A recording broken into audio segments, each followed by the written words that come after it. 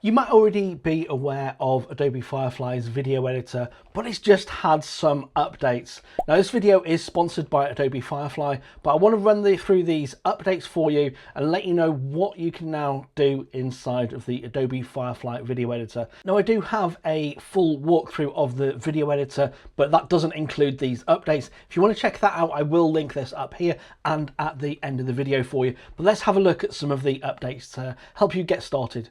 Now, if you've not accessed the Adobe Firefly video editor before, you just find it on the home page and it says video editor and it's in beta mode right now. So you should have it down here. If not, it is just in beta mode. So once we've opened that up, I'm going to open up a project here and run through some of these updates for you. So the first one we've got on here is enhanced audio. So we're going to come over to this little icon here where it says generate media. I think it is in here. No, it's in this one here. We've got enhanced audio. So it's underneath the properties tab and then it's enhanced audio. You can see it down here. Once we turn that on, we can then, it's going to take a few moments to process this. And then once it's actually processed, we can change how much we want the speech to be enhanced, if we want to add or include or continue to include any background noise in there as well. So you can see there on this clip, now it's actually done that. We can then change and keep the background noise if we wanted to, or just have the speech and put the background noise down to 0. I like to keep a little bit of background noise in there because I feel like it actually kind of like helps maintain it and make it feel a little bit more natural and less kind of like AI generated, if you like. But that's the first option, which is enhanced audio. Now the next one is generating sound effects directly inside of the Firefly video editor. Now for this one, we are going to come over to this second option. You can see here we've now got this sound effects tab here. We can just type in here what we wanted. So let's say we wanted it to be a roaring lion on here. And you can say how long you want this to be. It can be up to 15 seconds, but we can also choose to record this. So let's say I wanted to record this for this clip here, and I wanted to add a sound effect over the top of it. We can just come in and let's say, I'm just going to play this as a demo, but we're going to record our voice and we're going to go, it's going to give us a little countdown first. Roar, roar. So let's say we had a lion roaring on there, you would actually have that on there. And now we can click on generate. It's going to go away and it's going to give us a few different variations of what it is that we want that to actually look like. So we can see that now. You can see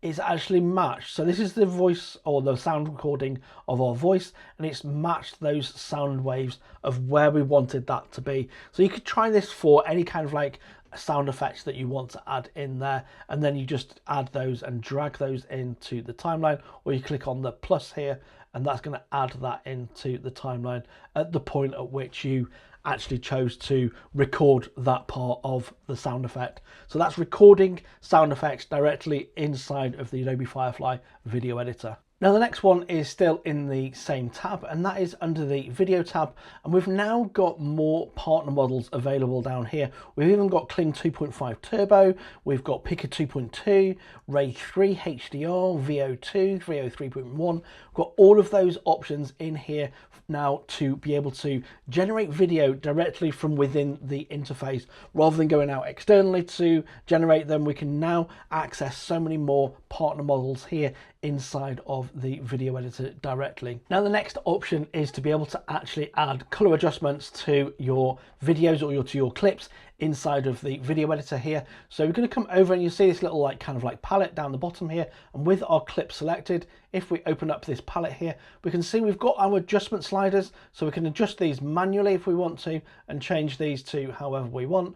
But also there are some other different looks that we can just click on and change those. And if you want to kind of like get back to what or see what it was looking like beforehand, you just hover over these like little magnifying glasses and you can kind of like pop and see what it looked like beforehand. If you change your mind, you want to reset, just click on the reset button and it's going to reset. You can see it's changed all of these sliders back down to 0 and it's reset it to what it looked like originally or we can come over, try a different clip, and you can see all of those sliders adjusting as you want to, as you hover over those. So if you want black and white or anything else like that, you can start playing about with that and adjusting the colors inside of your videos, inside of the Adobe Firefly video editor. Now this next one's really handy if you've imported your clips but you want to add them to the timeline in a different order. You can actually now select them in the order you want to appear, and when you drag them onto the timeline, that's the order that they will be in. Let me demonstrate this for you. So if we come over to, this is the color looks option here, but we're going to come over to our media here, and I'm going to click on a few different options here. So we can see this is the order that they would normally kind of like come onto the timeline. But if we click on, say, this caveman drawing here, then this kind of like zombie one, and then say I wanted this one after that. Okay, so we've got caveman, zombie, and then me. And as I drag those onto the timeline here, you can see it's done it in that particular order. So it's caveman, zombie me, and then normal me. So it's got it into that order as to what I've actually selected them in, and then they're just there on the timeline, ready for you to then edit or trim down as you want to. Now the last update that I want to show you is an update to the quick cut option. So if we click on quick cut, we can now see we've got dialogue driven quick cut.